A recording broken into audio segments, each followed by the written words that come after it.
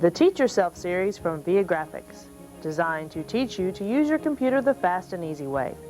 With the help of this video tutorial, you can teach yourself Excel.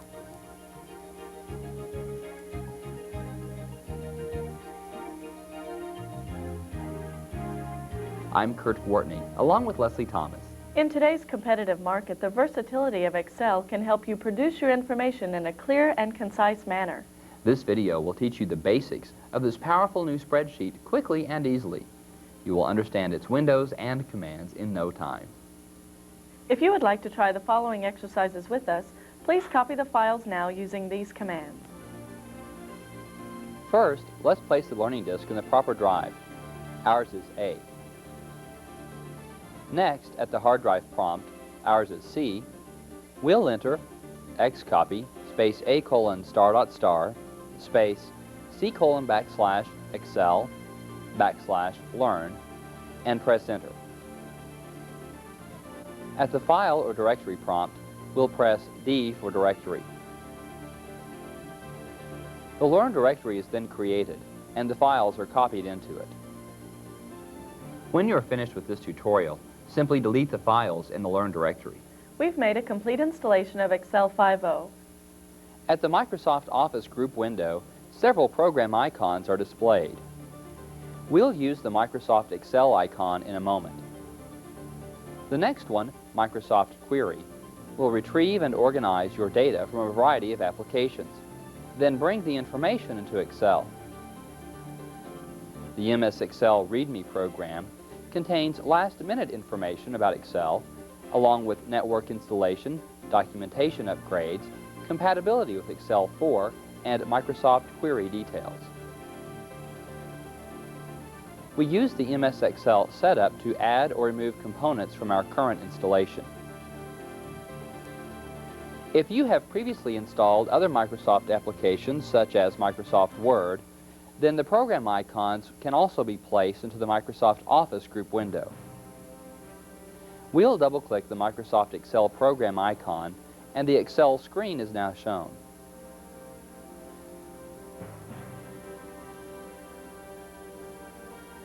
Let's take a moment to discuss it. Book 1 is displayed on the title bar, and each worksheet in the workbook is signified by sheet tabs located at the bottom of the window. The active sheet is indicated by bold text.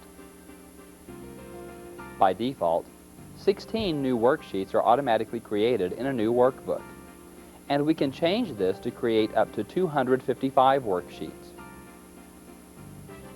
The maximum number of sheets we can insert and use is only limited by our system's available memory. The toolbar is located between the menu bar and the formula bar. Let's move the mouse pointer to the third button from the left. A tooltip appears describing the command the button performs. Also, a more detailed description of the button is shown on the status bar at the bottom of the window. In the lower left-hand corner of the window, and just above the status bar, 4 tab scrolling buttons are shown. You may pause the tape now to practice on your computer.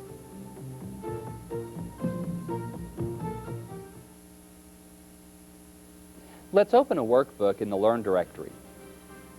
First, let's close the Book 1 workbook by double-clicking its Control button. Then we'll select the Open button. It's the second one from the left, and we'll change to the C: Excel /Learn directory. We'll double-click via1.xlw, and the first worksheet, Eastern Sales, is now displayed. We'll display the rest of the sheet tabs by placing the pointer on the tab split box. When the cursor changes to a double-headed arrow, we drag the mouse to the right, then release. The font and font size are now displayed in the Format bar, and the name box is just below it. At this time, it has A6 in it. The worksheet area of the screen is divided into rows, columns, and cells. Columns are letters and go up and down. Rows are numbers that are across. And the small boxes between the grid lines are called cells. Each worksheet has a maximum of 256 columns and 16,384 rows. We have moved the active cell, it's the rectangular outline, by pointing and clicking. The cell reference in the name box now reflects the change. We can also use the cursor arrow keys to highlight a cell, making it active. All information must be entered in the active cell. Let's enter some data. With the active cell at A6, we'll enter J period space Jones. The formula bar is now active. To cancel the cell information, we can choose the red X or press the delete key. To confirm the information, we select the green check mark, press enter, or simply move the active cell. The FX button is used to open Function Wizard. We'll use it a little later. We'll confirm the information in our cell by pressing the right arrow key and moving the active cell to B6. The next 3 entries will be numbers. We'll use the numeric keypad on our keyboard. We press the numlock key on the keyboard, and now num, N-U-M, is displayed on the status bar. We'll enter 120,500. We press the right arrow key, then enter 110,250. We press the right arrow key again, then enter 100,750, and press enter. Now we point and click on cell A7. Here we enter M period forward, F-O-R-R-E-R-T. We'll enter 2 more numbers. We enter 90,125, press the right arrow key, and enter 87,900 and press enter. For now, let's not enter the figures for 1992. Forward has been misspelled. To edit, we don't have to retype the entire cell. We'll place the cursor on the cell and double-click. We'll use the arrow keys to position the insertion point to the right of the last R. We press the backspace key, enter S, and then press the enter key. Use this technique for figures and formulas also. We'll place the active cell at C7. In the lower right-hand corner of the active cell, a small black box is shown. It's called a fill handle. Let's place the cursor on the fill handle. When it changes into a black cross, we'll drag the mouse and the outline to cell D7. We release the mouse, then point and click in a blank area to remove the highlight. We want the figures to reflect currency, so we format the cell. We make sure the active cell is D7. Then we select the Currency Style button. It has a $sign on it.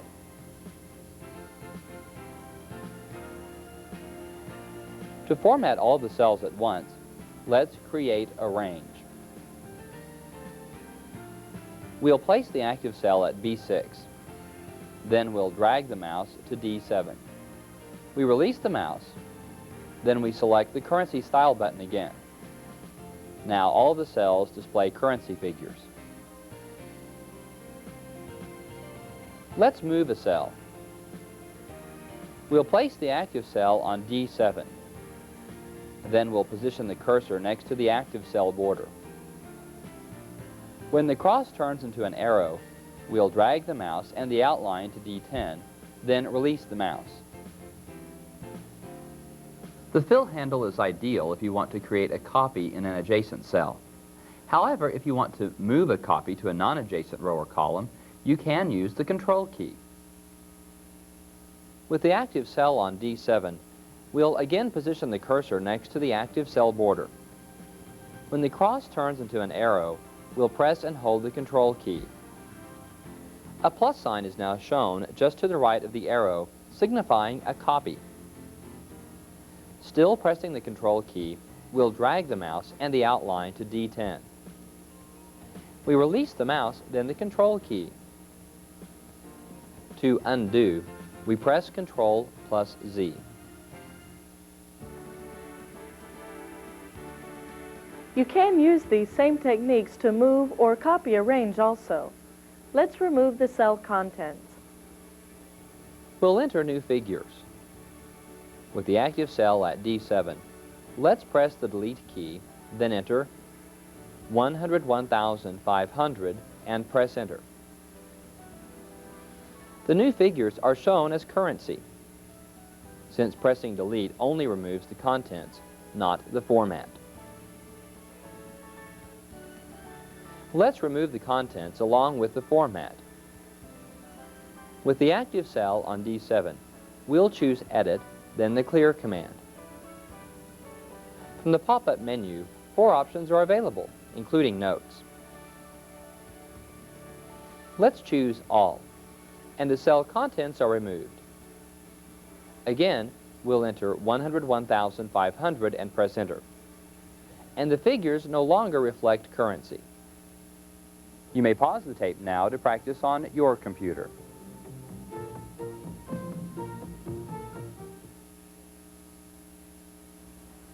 Let's review what we've covered in this chapter. We discussed the program icons in the Microsoft Office group window and explained components of the Excel window, including tool tips. We opened a workbook in the Learn directory, and we entered information in some cells. We discussed the fill handle, then we edited a cell. We copied and formatted a cell, then moved it. We used the shortcut key for the undo command. And we demonstrated how to clear cell contents as well as formatting information. When we want to enter calculated values on a worksheet, we use a formula and the formula bar. Here's a list of the math operators recognized by Excel. Plus for addition, minus for subtraction or negation if placed before value, the slash for division, the asterisk or star for multiplication, the percent sign for percent, and the rooftop or caret symbol for exponentiation. Let's add our figures, and we'll use a formula to do this. First, let's format D7 to show a currency figure. Then we'll place the active cell on B8. We'll point and click on the formula bar now. A Microsoft Excel formula always begins with an equal sign, so let's type equal.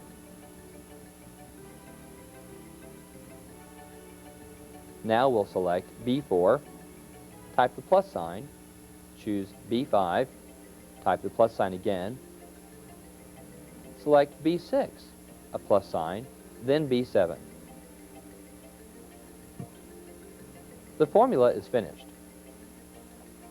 Let's select the green check mark, and the answer is shown. The currency format is automatically displayed. When a created formula refers to other cells, the answer cell will have the same number format as the first cell it refers to. The maximum length of a formula can be up to 1,024 characters. We'll add the 1991 column in another way. Let's place the active cell at C8. Then we'll select the AutoSum button. It has a sigma on it. The sum function is automatically displayed in the formula bar along with the active cell. Let's choose the AutoSum button again, and now the sum is displayed. We'll use the fill handle to add the third column. With the active cell on C8, let's place the cursor on the fill handle. When the cursor changes into a black cross, We'll drag the mouse and the outline to D8. And now the sum is displayed.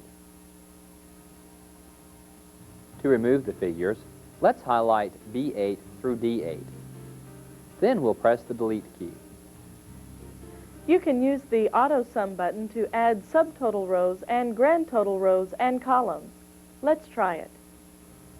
We'll highlight cells B4 through E8. Now, we'll double-click the Auto Sum button and row along with the column totals are now displayed. The numbers in the E column are shown as the pound sign. A column can be widened or reduced by placing the mouse pointer on the line dividing the two columns. When the pointer changes into a double-headed arrow, we drag the mouse. We can automatically widen a column to its longest entry. Let's place the cursor on the line in the column heading between E and F. When the pointer changes into a double-headed arrow, we double-click.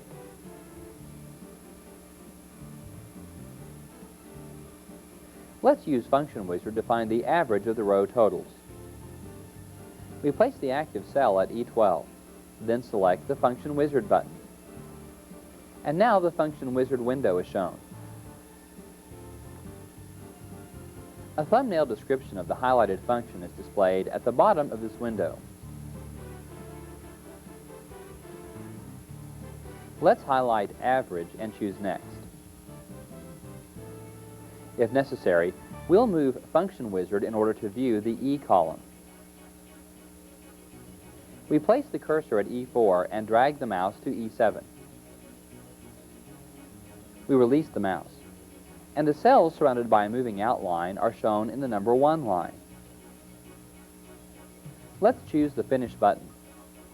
Now the average number is shown. We'll type average sales in cell D12. Now let's save the changes in the workbook, then close it. We'll choose the Save button. It's the third one from the left.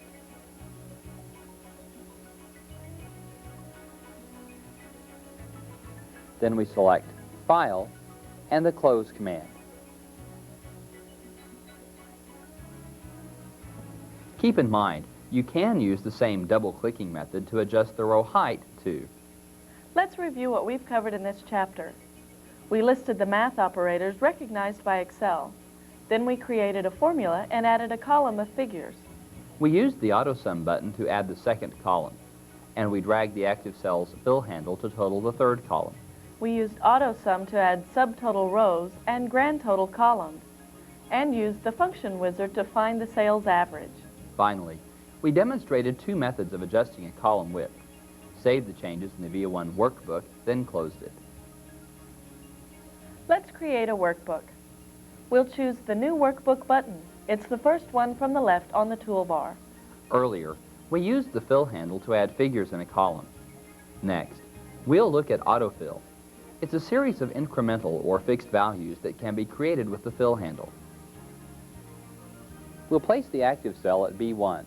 Then we'll enter JAN period for January. Now we position the pointer on the fill handle, then drag the mouse to cell E1.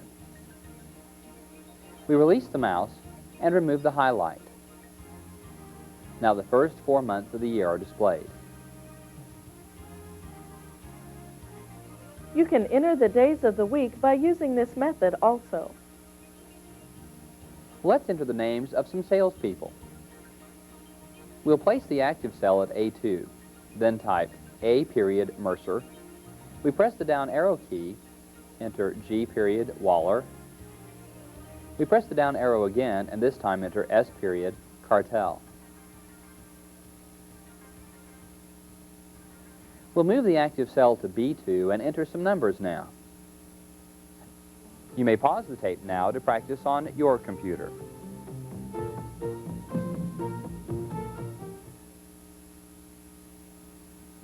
To add these numbers, let's highlight B2 through E5. Then we'll select the Auto Sum button. With the selection area still displayed, let's choose the Currency Style button. We'll widen the columns by double-clicking on each line in the column headings, and we'll remove the highlight.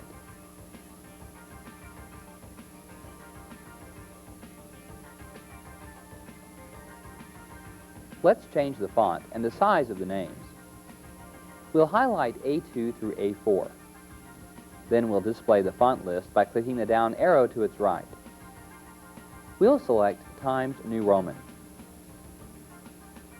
To change the font size, we display the list by clicking the down arrow. Here we'll choose 16. To customize the text further, we'll select the bold button. It has a capital B on it. Then the italic button. It's a slanted capital I. To see all of the text, we place the pointer on the column heading line between A and B and double-click.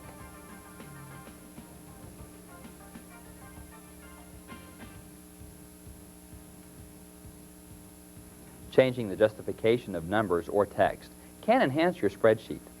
Let's see how to do this. Let's highlight B1 through E1. Then we'll select the center button.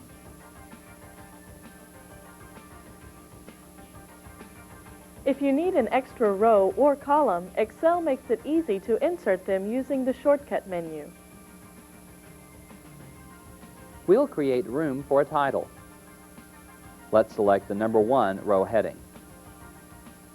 With the pointer still on the row heading, we click the right-hand mouse button and choose the Insert command. To insert another row, we'll repeat the command.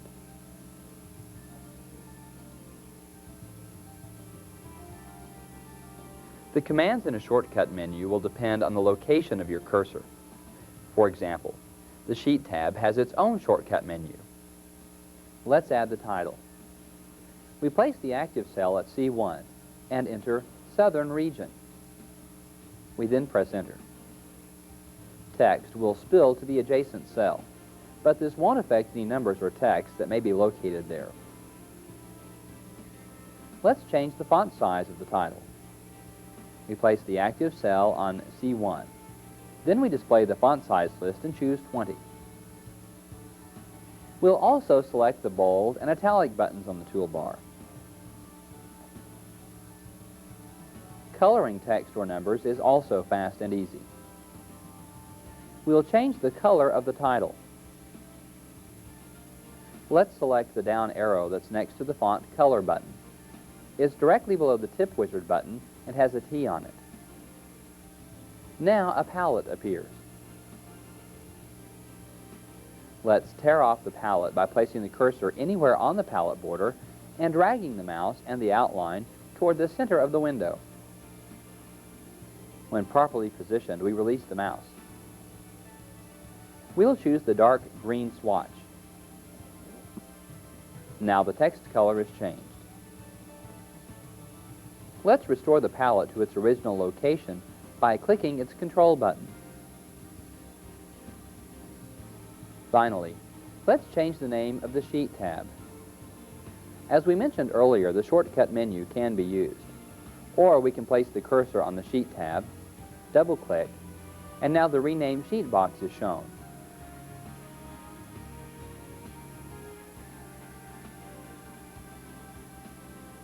A new name for any Sheet tab can have up to 31 characters, including spaces.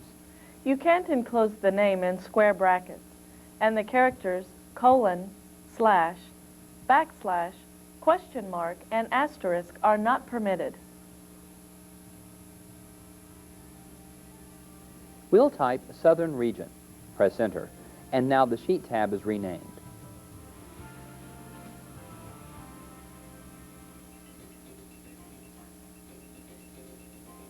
Let's save the workbook. We'll select the Save button. Remember, it's the third from the left. At the Save As box, we type SAMP1, S-A-M-P1, in the file name line. We press Enter, and the Summary Info dialog box is shown. You can type a maximum of 255 characters in each of the title, subject, author, keywords, and comments boxes. For the title, we'll enter Regional Sales Figures. We press Tab to move to the subject line and type for report. The author's name is already filled in. This is the name we entered in the name line when we installed Excel 5. It can be changed. We press Tab and enter Video Tutorial and press Tab again. The Keywords line is used to find a specific workbook, and we'll demonstrate it later. Let's type a salesperson's name, Mercer. We put it in this line and then press Tab to move to comments. We'll enter these figures were updated by Dave Johnson in 493.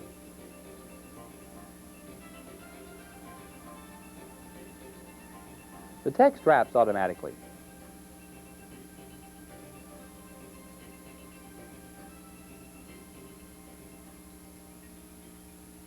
Let's choose OK, and the workbook is saved.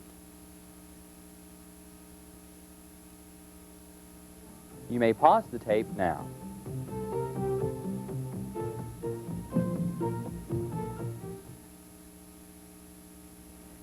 Let's review what we've covered in this chapter. We created a workbook. We used autofill, then entered some text and numbers. We automatically widened columns to reflect the longest entry, and we changed the text font and the font size. We inserted 2 rows using the shortcut menu. We used the tear-off palette from the font color button to change a text color. We listed the characters that can't be used when a sheet tab is renamed. Finally, we renamed the sheet tab, saved the workbook, and completed the Summary Info dialog box. We'll create a chart from a portion of our data. We will highlight A3 through E6. Then we'll choose the Chart Wizard button.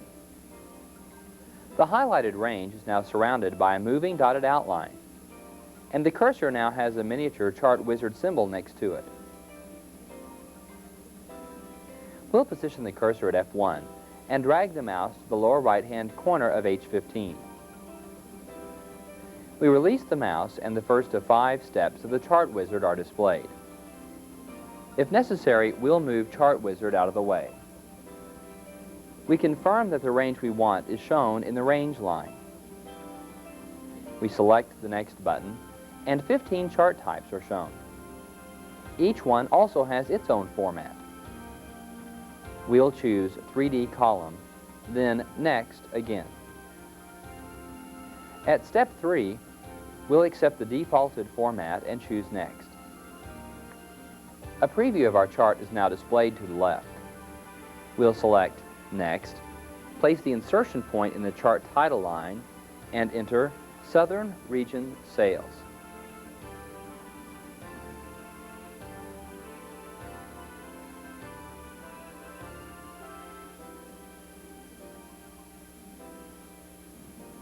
The title is automatically added to the preview. We choose the Finish button, the chart is created, and the chart toolbar is automatically displayed.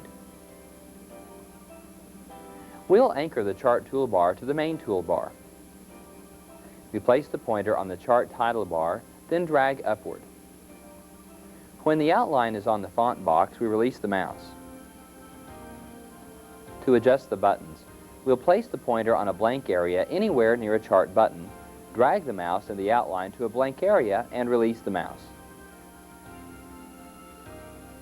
To return any anchored toolbar to its floating position, we simply place the pointer in a blank area near any of the buttons and drag the mouse and the dotted outline to the center of the window.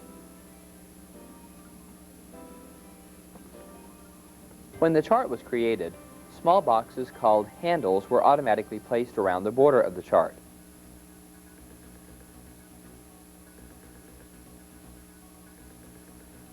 If handles are displayed around any object, this means that its border is selected and can be manipulated. With the handles displayed, let's enlarge the chart. We'll place the pointer on the right center handle. When the cursor changes to a double-headed arrow, we'll drag the mouse about 2 columns to the right, then release. Let's change the font size of the chart title text. First, we'll place the pointer in a blank area and double-click. A gray border around the chart means that the chart area is selected, not just the border. Now, we can use various shortcut menus, such as the Legend shortcut menu. We'll press Escape twice to remove the shortcut menu and the Legend handles. We'll place the pointer on any part of the title text and click. We'll display the available font sizes. We highlight 16, and the size is changed. As long as the handles are displayed, the title can be repositioned. We'll place the pointer on the lower left-hand box and drag the dotted outline to the left. When properly positioned, we release the mouse.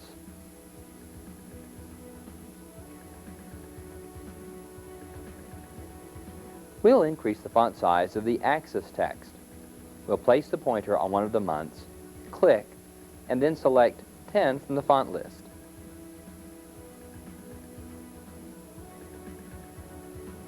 Now we'll point and double-click in a blank area in order to deselect the chart.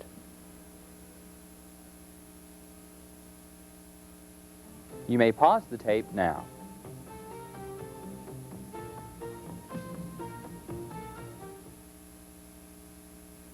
With Excel 5.0, you can add a line to your chart that will show the direction or trend of your data.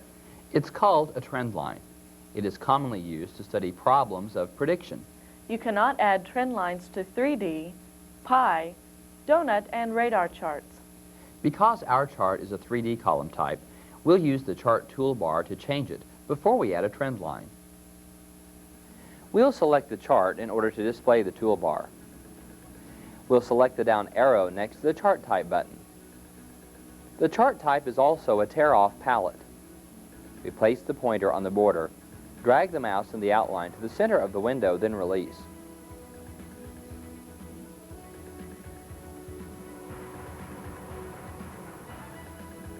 Now, a tooltip is shown when the pointer is positioned over a button.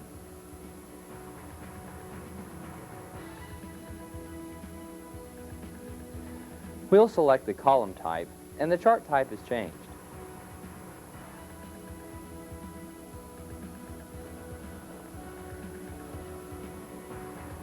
We will reattach the chart's toolbar by clicking its control button. We'll also enlarge the chart for better viewing.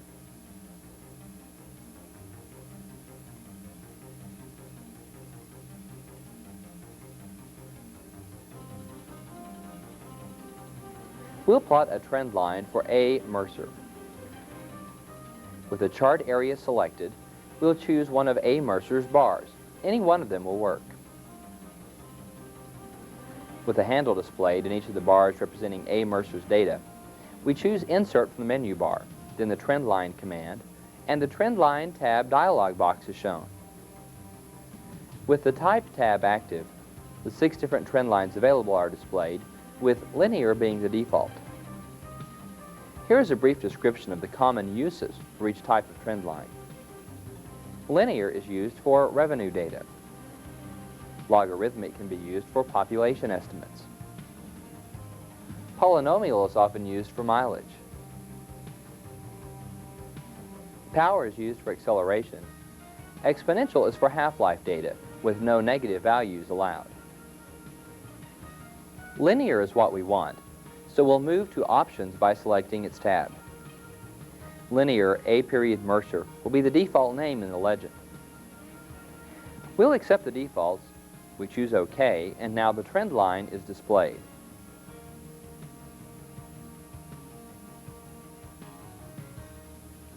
If your information has a plus or minus range, a degree of uncertainty, you can add error bars to your data series.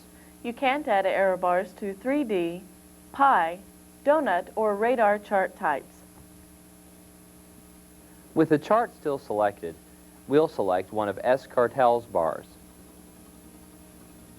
Now we choose Insert, then the Error Bars command. We'll select the radio button in front of percentage, then we'll change the value to 10. We choose OK, and the error bars are displayed.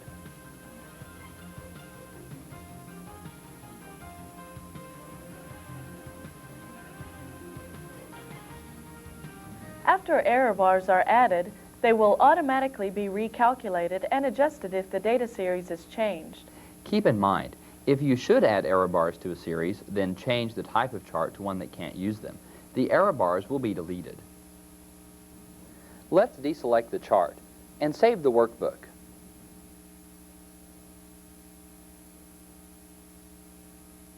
You may pause the tape now.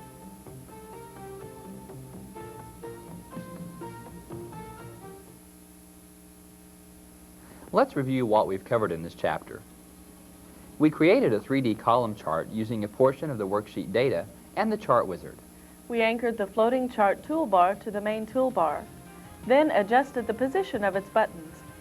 We returned it to a floating location. We changed the look of the chart, then we listed the chart types we cannot add trend lines or error bars to. We changed our chart type and added trend lines and error bars to it. Finally, we listed the common uses for the 6 types of trend lines. We can easily change the order of the worksheets. Let's take a look. Let's move the Southern Region worksheet after Western Sales. We'll place the cursor on the Southern Region tab, then let's drag the mouse to the right. When the cursor and the worksheet symbol is on top of Sheet 2, we release the mouse. Let's save our changes.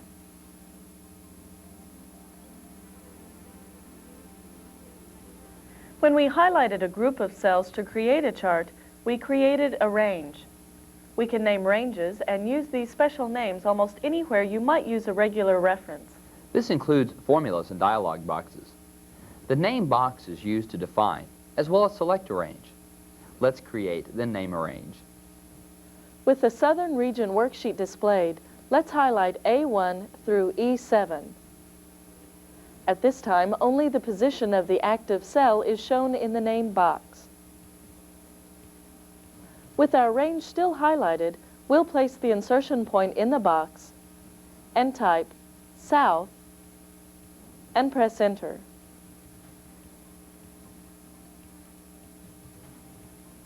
The first character in the name box must be a letter or an underscore character. Then, other characters can be letters, periods, and underscore. Spaces aren't permitted, and a name can be up to 255 characters long. You can use upper or lowercase letters in the name because Excel cannot distinguish between the two. Let's remove the highlight, and South is no longer visible in the name box. You can move to a named range from anywhere in your workbook. Let's move to the Western Sales worksheet and display the name box list by choosing its down arrow. We'll choose South, and we'll return to the Southern Region. Again, let's move the active cell to deselect and save the changes.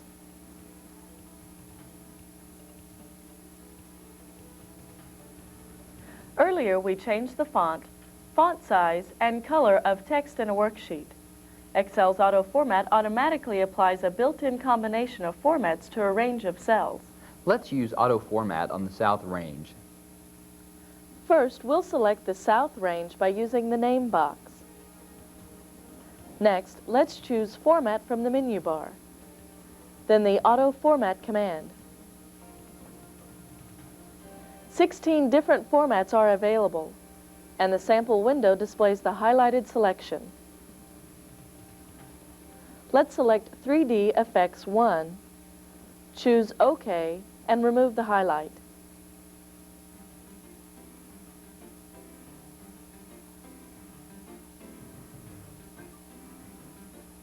To assign the same format to several worksheets, we need to group them first. Let's try it in the VIA1 workbook. We'll maximize VIA1 by choosing Window, then select VIA1. Let's display all 3 tabs by choosing the first tab scrolling button. Now we'll activate the Eastern Sales worksheet, press and hold the Shift key, select Western Sales to choose the rest of the tabs, then release the Shift key. If you don't want to select all of the worksheet tabs, press and hold the Control key as you click the desired tabs. Let's highlight our range by placing the cursor at A1 and dragging the mouse to D7. We'll select Format, then the Auto Format command. Let's highlight Colorful 2, choose OK, and remove the highlight. We'll look at the central sales, then the Western sales worksheets, and the same format is displayed. Also, choosing another tab automatically ungroups the worksheets. We'll return to the Eastern Sales worksheet and save the changes.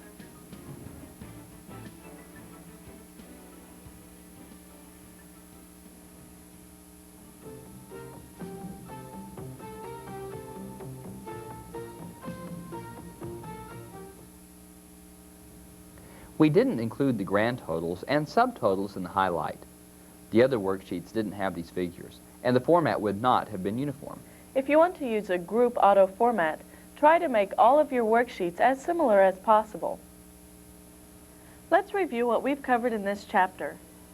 We changed the order of the worksheets by moving one of the tabs, and we saved the changes. We created and named a range. We moved to another worksheet, then used the name box to return to the named range. We used auto format to format a range. Next, we grouped several worksheets, applied auto format to all of them at once, and saved the changes. When you don't want every person using your system to view specific information, you can hide a row, column, worksheet, or even an entire workbook. Let's hide, then unhide a row and column. With the Eastern Sales worksheet displayed, let's select the 8th row heading, and we'll display the shortcut menu. Let's select Hide, and the row is no longer visible. We'll use an alternate method to hide the E column. Let's place the cursor on the line between E and F. When the cursor changes into a double-headed arrow, we'll drag the mouse and the line to the beginning of the D column heading. We release the mouse, and the column is gone. Let's restore the row. We'll select the row 7 heading, then let's press and hold the Shift key and choose the row 9 heading. Then we release the Shift key. With both rows highlighted, let's place the cursor on 9, display the shortcut menu, and choose the Unhide command. We'll remove the highlight and the row has been restored. Let's use an alternate method to restore the column. The line between D and F is darker than the others. Let's place the cursor just to the right of this line. When the cursor changes to a double-headed and double-lined arrow, we'll drag the mouse to the right, and the column is restored.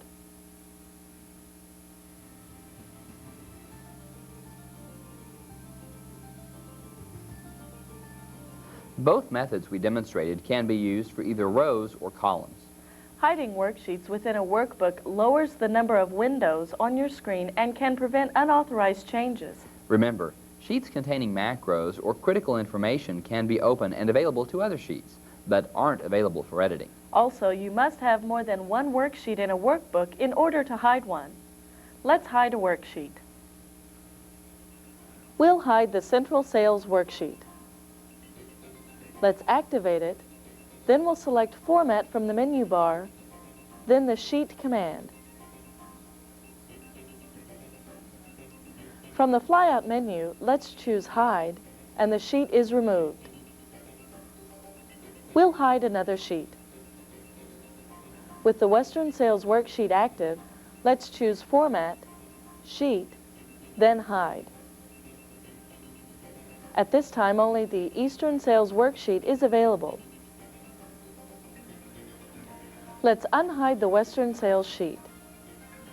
We'll choose Format, Sheet, then the Unhide option. In the Unhide dialog box, let's highlight Western Sales and choose OK. Because you can only unhide one sheet at a time, Again, we'll select Format, Sheet, Unhide, then OK. Let's hide the VIA 1 workbook. We'll choose Window, then the Hide command, and the workbook is gone.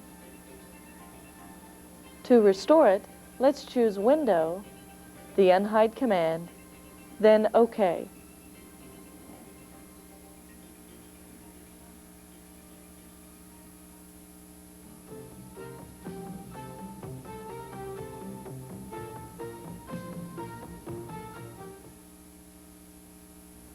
Let's review what we've covered in this chapter. We used the shortcut menu to hide a row, then demonstrated an alternate method of hiding by dragging the mouse. We restored the row and the column. Then we hid and restored 2 worksheets. Finally, we hid then restored the VIA 1 workbook. Excel uses the default printer settings from Windows. If we want to install another, we do so in the Print Manager of the Windows main program. Let's take a look at the print command. If you want to print the active worksheet, simply choose the Print button. It's the 4th one from the left. However, if you want to print a highlighted range, selected sheet or sheets, or an entire workbook, you need to use the Print dialog box. Let's choose File from the menu bar, then the Print command. We select what we want to print in the Print What section and designate how many copies we want. We choose our page range here as well. Let's select the Page Setup button. To specify orientation or scaling, we use the Page tab. If we want to change the margin settings, headers and footers, or page order, we choose the proper tab. We use the Options button to change the default resolution, paper size, paper source, and orientation. We'll select Cancel twice to return to the Print dialog box. If you have more than one printer already installed, Excel allows you to choose between them. We'll select the Printer Setup button, and all of the installed printers for your system are displayed. To select your installed font cartridges, choose the Setup button. Let's choose Cancel to return to the Print dialog box. To see our worksheet as it will be printed, we'll select the Print Preview button. The default margins can be shown by selecting the Margins button. When the cursor is in the page area, it automatically changes to a magnifying glass. For a closer view of the worksheet, let's position the symbol on the second column and click. We'll restore the preview to the original size by selecting the Zoom button. Let's choose Close, and we're returned to the worksheet.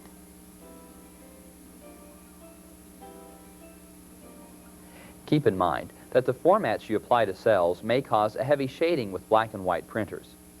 You may want to print a single sheet before printing an entire workbook.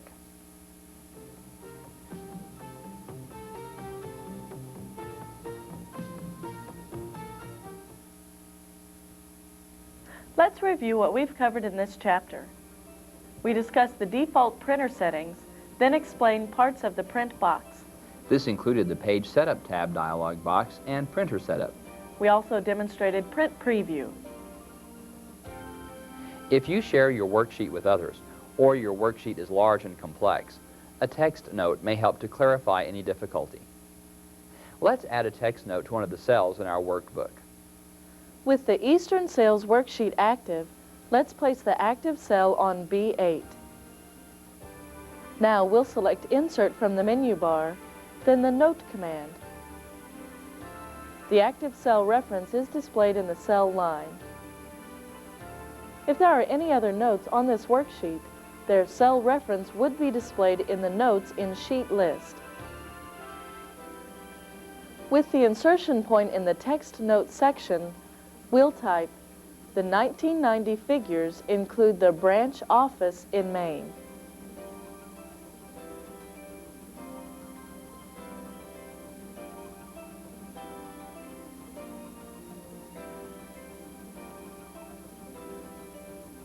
We'll press Enter to start another paragraph, then we'll type, "It was closed 3/25/91, period."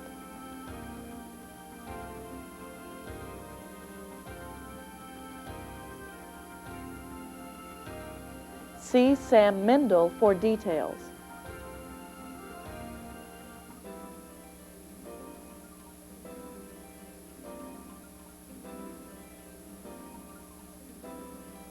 We'll press the Add button and the note is added to the list on the left-hand side of the box. The cell note box is still open, and we can continue to add, delete, or edit notes. Let's add another note. We'll move the cell note box to below the numbers. Then we'll place the insertion point in the cell line, press backspace to clear, and type C8. We'll press Tab twice, then Enter. Now let's type, "This year should be audited again, period. C. Acres."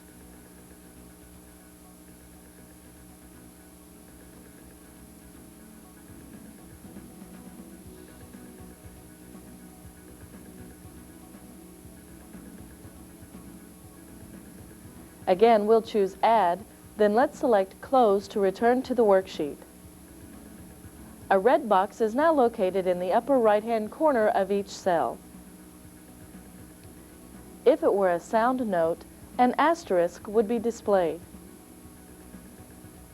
You can use the cell note box to read each note, but let's use a shortcut. We'll place the active cell on C8, then press and hold the Shift key, and press F2. Our note is shown in the cell note box. Let's press Escape to remove the box.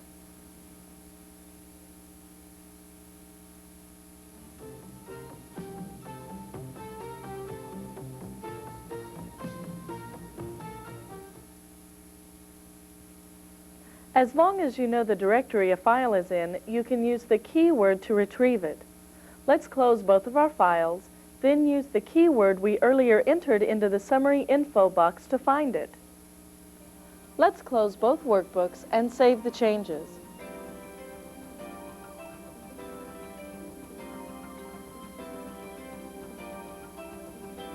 Then we'll select the Open button and choose the Find File button. At the Find File dialog box, let's choose the Search button. Then we'll choose the Advanced Search button.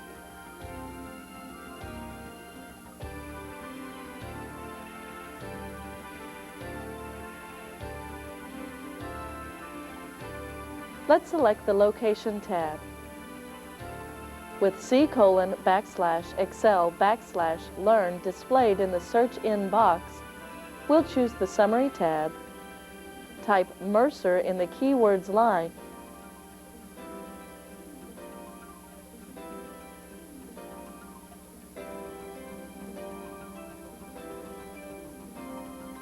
select OK twice, and we're returned to the Find File box with SAMP1 displayed. The summary information we entered earlier is displayed. We can see the workbook's contents by selecting Preview from the View line.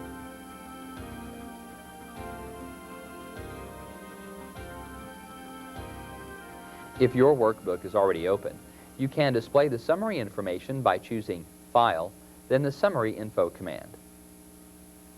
Let's open the file by selecting the Open button, and the Sample 1 workbook is shown.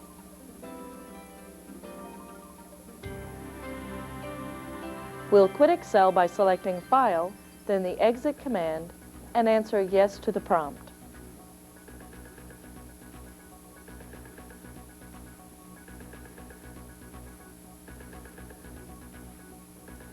Let's review what we've covered in this chapter.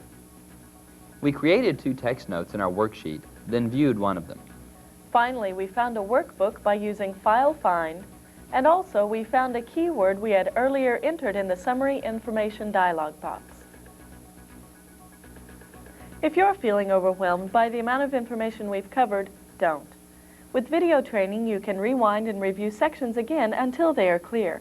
We at ViaGrafix would like to thank you for choosing our company for your computer training needs. Remember, if you plan to learn Excel or any other computer software, there is no better way than through video training with ViaGrafix.